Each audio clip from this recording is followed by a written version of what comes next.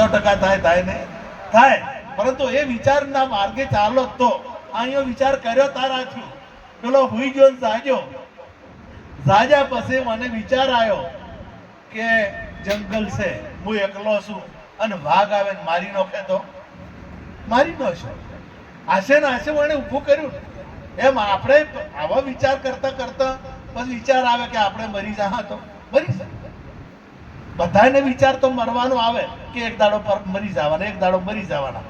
ના મરવું હોય તો ના મરાય. આ શરીર ભલે ના રહે, ના ત્વેવા હમ જાતું નાશમ ન ત્વમ નેમે જનાધિપા ન ચેવ વયમત ભવિષ્યમ વયમત પરમ. ગીતામાં ભગવાને કીધું કે અર્જુન, આ રાજાઓ જે ઊભા ને એ અત્યારે નહીં પણ પહેલા હતા, અને આ શરીર નહીં હોય તો એ હશે. પૂર્વમાં ભૂતકાળે હતા, ભવિષ્યકાળમાં હશે અને વર્તમાન કાળમાં છે. એમ તમે પણ ભવિષ્યકાળમાં હશો અને ભૂતકાળમાં હતા અને અત્યારે પણ છો. અર્જુનને પરમાત્મા શ્રી કૃષ્ણએ કીધું કે મને આ વાત યાદ છે અને આ બધા ઉભા છે એમને યાદ નથી, તું ભૂલી ગયો છે અને મને આ વાતની યાદ છે.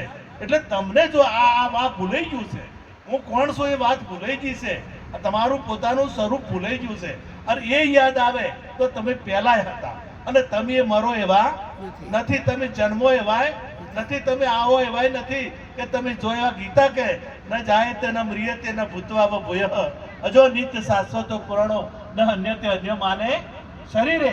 પરંતુ આપણને એમ થઈ ગયું છે કે હું એક દાડો મરી જવાનો, એક દાડો હું મરી જવાનો છું. એટલે આ સીમિત માની લીધો. આ શરીર હું છું, આ ગોમનો હું છું, અમુકનો દીકરો હું છું, આવું માની લીધું છે. વાસ્તવિકમાં તમારું સ્વરૂપ કંઈક જુદું છે. એ જાણવા માટે સદગુરુનું શરણકરણ કરવું પડે છે. એક દ્રષ્ટાંત કહી અને મારી વાત પૂરી કરું. મહારાણા પ્રતાપને જ્યારે બાદશાહોમાં યુદ્ધ ચાલતું હતું અને યુદ્ધમાં મહારાણા પ્રતાપને થયું કે હવે જીતવાનો કોઈ મોકો નથી અને આપણી સેના ખુંભાર થઈ રહી છે, દારૂ ગોળો ખોટ્યો, પૈસા ખૂટ્યા ને પબ્લિક મરી જશે, તો આપણે આ યુદ્ધ ગુપ્ત રીતે જતા રહીએ તો આ મરત માણસો બચે. એટલે ગુપ્ત જગ્યાએથી રહેવા માંડ્યા. તો એક કવિરાજ પાછળ એમને શોધતા શોધતા શોધતા જે મહારાણા પ્રતાપ હતા જો આયા, એટલે મહારાણા પ્રતાપે કીધું કે કવિરાજ, હું તમને કાયમી આપું છું, પણ આજે મારી સ્થિતિ એવી નથી કે તમને કંઈક આપી શકું. કવિરાજે કીધું કે મારી 7 પેઢીઓ ચાલે એટલું તમને આપી દીધું છે, મારે કોઈ તમારી પાસે અપેક્ષા નથી, હું કંઈ લેવા નથી આવ્યો, પણ મારા ભગવાનનો હું દર્શન કરવા આવ્યો. મારો જે રામ છે, જે મહારાણા પ્રતાપ મારો પરમાત્મા છે અને એના હું દર્શન કરવા આવ્યો છું. એટલે મહારાણા પ્રતાપે કીધું કે મેં કાયમી આપ્યું છે, એટલે આજે હું તને ખાલી હાથે નહીં જવા દઉં. એટલે પાઘડી હતી, એ પાઘડી કવિરાજને પહેરાઈ દીધી. હવે આ પાઘડી પહેરી અને કવિરાજ બધે જાય. કવિરાજને કોઈ દુશ્મનાવટ હોય એ દુશ્મનના એ જાય અને ગમે તેઓ જાય. એટલે જે પેલો બાદશાહ લડતો તો મહારાણા પ્રતાપનો વિરોધી હતા, એ બાદશાહના દરબારમાં જઈ અને કવિરાજે સલામ કર્યું અને વાહ વાહ કરી ગુણગાન, કવિનું કામ શું ગુણગાન ગાવાનું. એટલે ગુણગાન ગાયા. એટલે બાદશાહે વિચાર કર્યો કે કોઈ પણ કવિ આવે તો માથું નમાયા વગર રહેતો નથી, અને આ કવિ કેમ માથું નમાવતો નથી? બધા કવિ હોય તો માથું નમાવે છે. એટલે કવિને પૂછવામાં આવ્યું કે તમે માથું કેમ નહીં નમાવતા? એટલે કવિએ કીધું કે હું તો નમાવું, હું તો સીધો પડી છું, હું દંડવંત પ્રણામ કરું તમને, પણ તમારા સામે જે ઝૂક્યો નથી, આટલા વર્ષોથી યુદ્ધ ચાલે છે, તમારા સામે જે ઝૂક્યો નથી, એવા મહારાણા પ્રતાપની પાઘડી મારા માથે છે, અને પાઘડીની લાજ ના જાય એટલા માટે હું નમતો નથી. આ પાઘડીની લાજ ના જાય એટલા માટે હું નમતો નથી. એમ આ તમને પણ આજે પાઘડી મળ્યું છે, આજે તન મળ્યું છે, મનુષ્ય જન્મ મળ્યો છે, એ જેવો તેવો મળ્યો નથી. આ મનુષ્ય જન્મ દેવોને પણ દુર્લભ, દેવો પણ પ્રાર્થના કરે છે એક વખત અમને મનુષ્યનો જન્મ મળે તો અમે પરમાત્માનું ભજન કરી અને પરમાત્માનો સાક્ષાત્કાર કરી શકીએ. એવો મનુષ્ય જન્મ એ પ્રકૃતિનો સરતાજ કીધો એને.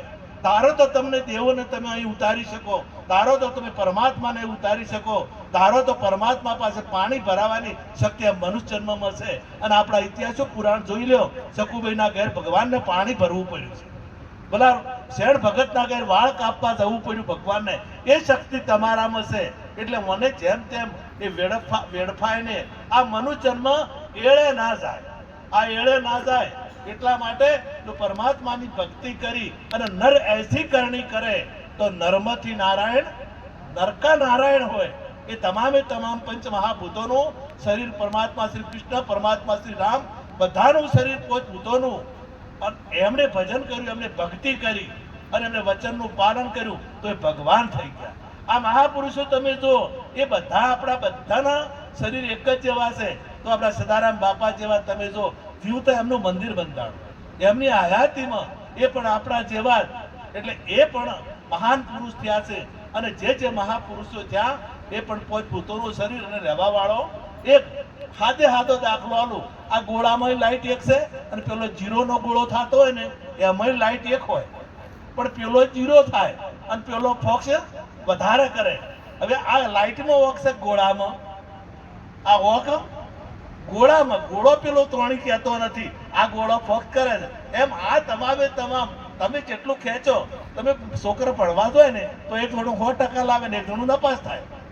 હવે આ માસ્તર તો બધાને હરખું ભણાવે છે, પરંતુ લેવાની શક્તિ હોતી નથી. એમ પરમાત્માએ આપણને બધાને હરખું શરીર આપ્યું છે અને બધાના કરતા કિંમતી આપ્યું છે. 184 યોનિમાં તમામે તમામ જાનવરો, પક્ષીઓ, પશુઓ છે, એમાં તમામથી ઉત્તમ શરીર તમને મળ્યું છે. તમારે જે કરવું એ કરી શકો છો. આટલું કહી મારી વાણીને વિરામ આપું.